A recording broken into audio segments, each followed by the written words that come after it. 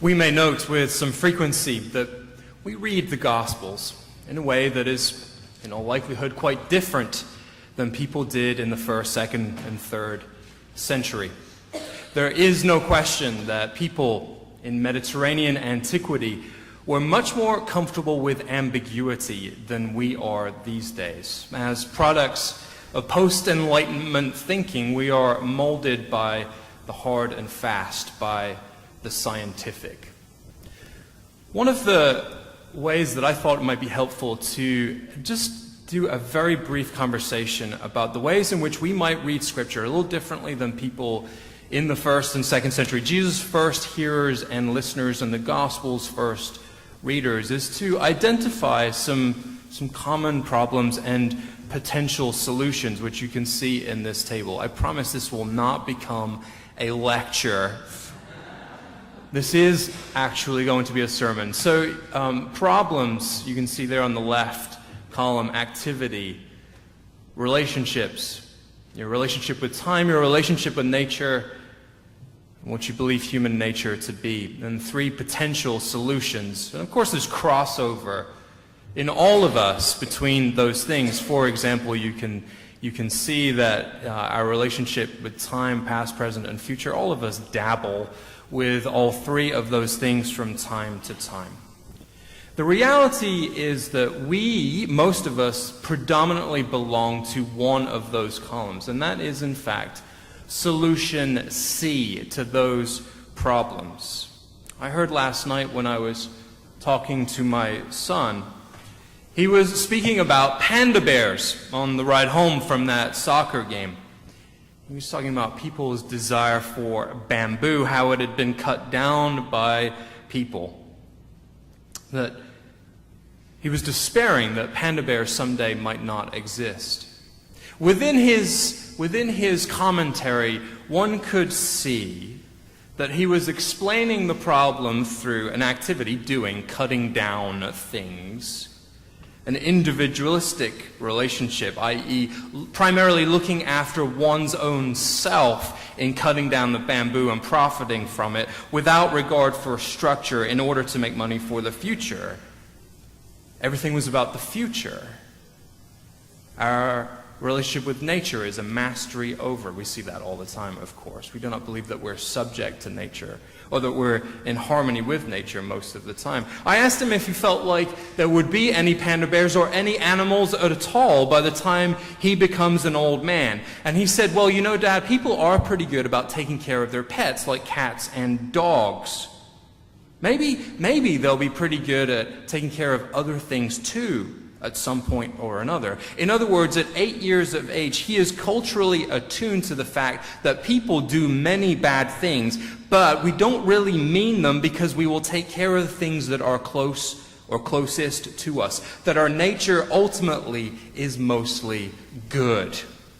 In Jesus' time, this conversation is completely unintelligible for multiple reasons, particularly that people could do whatever they wanted to the natural world, and also that the conversation would end in a note of hope about people's capacity to change and be good.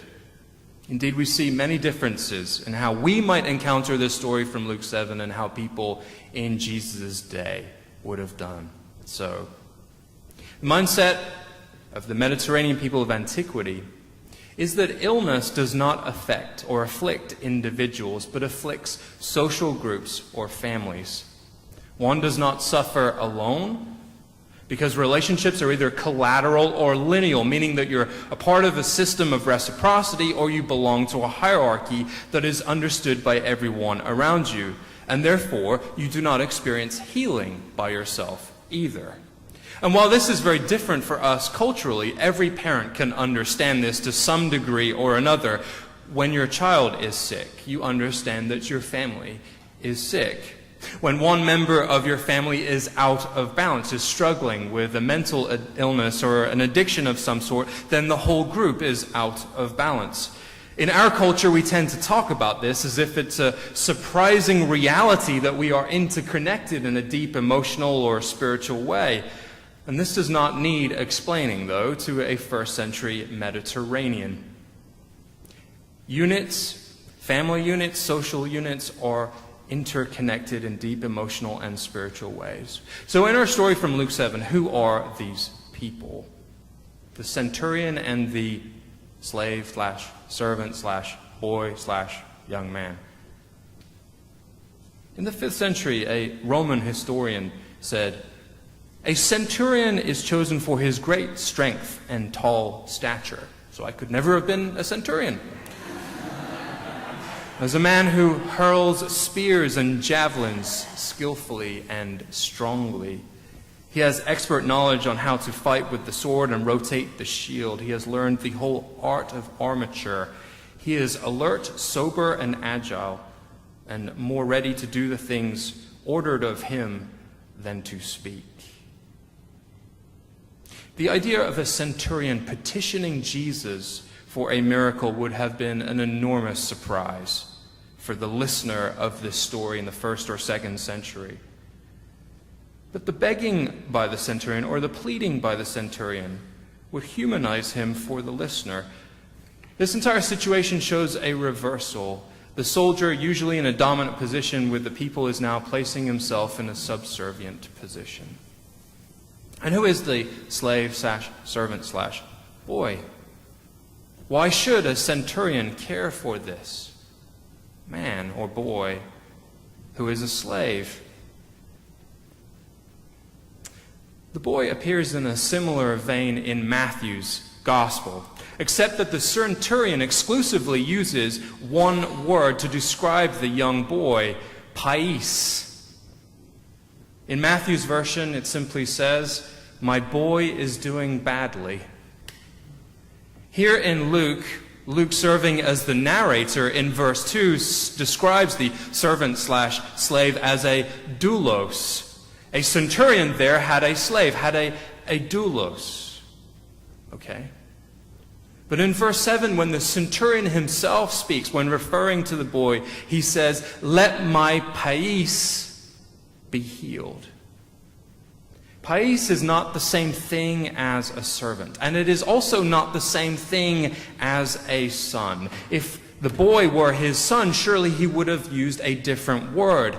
Except that the soldier may not want to admit to anybody publicly that this servant/slave/boy is his son, for Roman soldiers were not allowed to marry, at least formally. Common law wives were not uncommon, though, for people like this centurion. But it seems unlikely that the centurion would boldly admit to a breach of military conduct to Jews or to Jesus. Perhaps he does not want Jesus to come close to his house, because then he might risk being exposed to a broader audience. It is also true to say that Roman society and Jewish society, while differing on many different levels, differed in one very critical way. That is, that the practice of pederastic relationships were somewhat widespread in Roman society, but were broadly condemned in Jewish religious culture. Is the boy, servant/slave, actually the centurion's boy? This may also explain the centurion's reluctance to have Jesus come to his home. Now, there is no definitive evidence one way or another of this particular relationship. The lines are very blurry. The precise nature of the relationship is very blurry. What is clear is that the centurion has a deep concern and affection for this young man. And I would argue that in the Gospel of Luke, our narrator has very intentionally left us hanging about the nature of the relationship. We are brought into this narrative by immediately asking questions like, who is he? What is the nature of the relationship? Is he in fact the centurion's son, and is quite unwilling, given his rank, to admit such a thing? Perhaps this is why the elders are willing to serve as go-betweens, that they in fact feel some sympathy given this situation. Or is this slave/servant/boy something else in the centurion's eyes? And the reality is that all of you can walk out of here today and turn on your smartphone, assuming they're off right now, you can turn on your smartphone and you can find articles that will support the idea that you already have in mind about who this boy really is. The reality is that if I were to even suggest this kind of thing in many churches around the United States, I would be run out of town immediately. The reality is that many people squirm and fidget their way through this particular kind of conversation. They squirm and fidget their way through the ambiguity, the change in understanding what this story might be, the wondering about what it is. I might also argue that it is very strange that a soldier in the Roman army is held up as an exemplar of the faith. These very people oppressed and scapegoated Jesus' people and are now on the receiving end of such compassion? Gosh, I wish the Gospels were a little more clear sometimes on these sorts of things. Warren Carter, the Bible scholar, said that the synoptics are an admixture of resistance to the empire, as well as conformity and coexistence, and occasionally outright defiance. The relationship is all over the place. Which brings me to this weekend. Some of you, no doubt, would like a particular kind of sermon for Memorial Day weekend. Many of us appreciate a reminder, and I include myself in this, of our fathers or grandfathers or great-grandfathers and other relatives who are buried at Arlington or Ypres. Some of us want Memorial Day weekend to be clean and clear and straightforward. We remember the fallen who have died to preserve or spread freedom. My own views on war and peace are A, not that important, and B, not clean or clear or straightforward. The waters have been muddied in most generations thanks to the propaganda of war. Propaganda meaning a statement or a cause that we can all rally behind, but doesn't actually mean anything in particular, or it can mean anything you want it to mean. I've mentioned the ball game several times already. I bristled last night as they celebrated Memorial Day, but when I heard that veterans of the Iraq War were in Iraq to defend American freedom. I also bristle when soldiers become objects upon which we can feel free to place all of our projections, our desires for a safer world or safer families or American dominance, and blame for politicians' greed and ineptitude. I see in this story of Jesus a willingness to heal, a jarring, stunning reversal of expectations. For if Jesus were made in my own image, I would expect to see him approaching the Centurion and offering a lecture about war and peace and pacifism and the true nature of the message and the right way of doing things. I would expect him to start lecturing people about propaganda and jingoism and nationalism. I would expect a soliloquy on the ways in which families have been broken apart by the stupidity and recklessness of others. Instead, the centurion, who sees himself as part of a lineal relationship with Jesus, identifies Jesus as his commanding officer, and the reply comes, I tell you, not even in Israel have I found such faith. 1960, John Steinbeck set out in his pickup truck with his poodle Charlie to reacquaint himself with a country from which he felt disconnected. His main question, what are Americans like today, formed the basis of his book, Travels with Charlie in Search of America, which was published in 1962.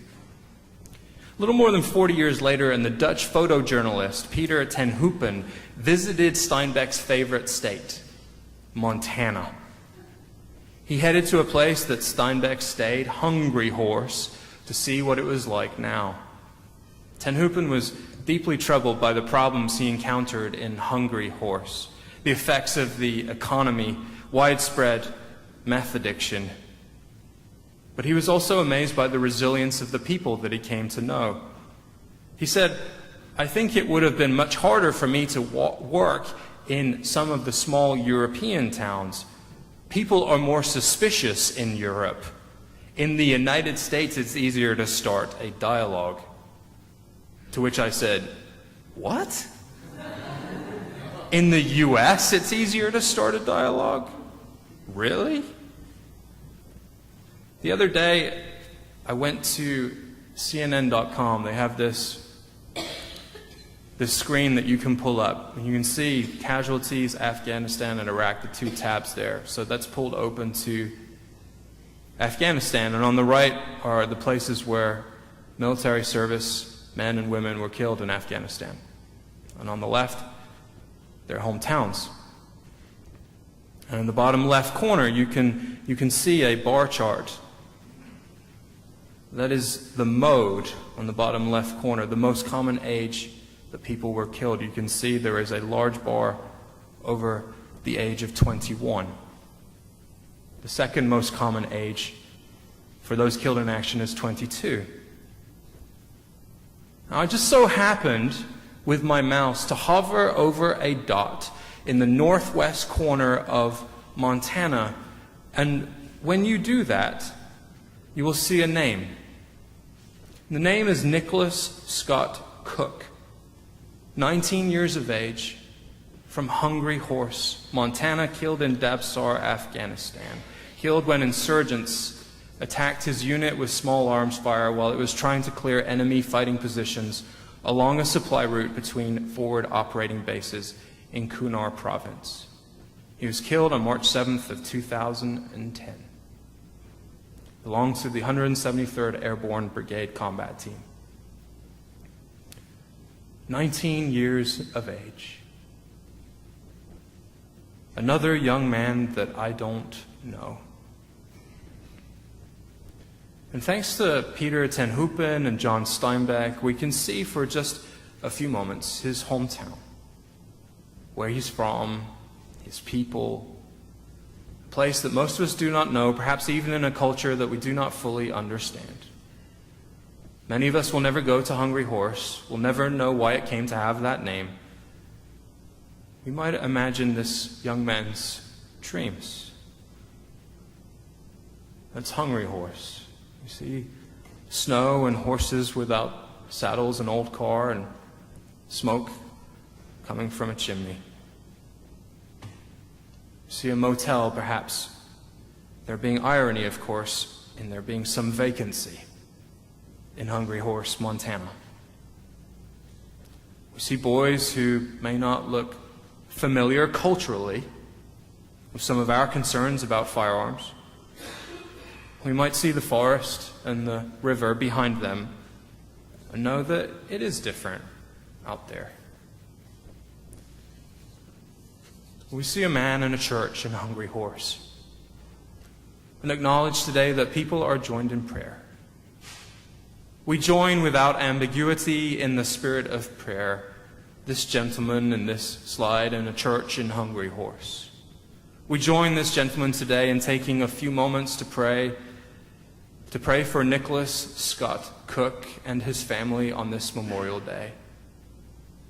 We join this man in praying for the thousands who have lost sons and daughters. We join this man in praying for our nation and the world. We join this man in praying for peace. Jesus does not approach the centurion asking qualifying questions like, do you think like I think? Do you feel like I feel? Instead, he just offers healing. If a desire for healing came first for Jesus, why should it be so different for us? I tell you, not even in Israel have I found such faith. Peace be with you all.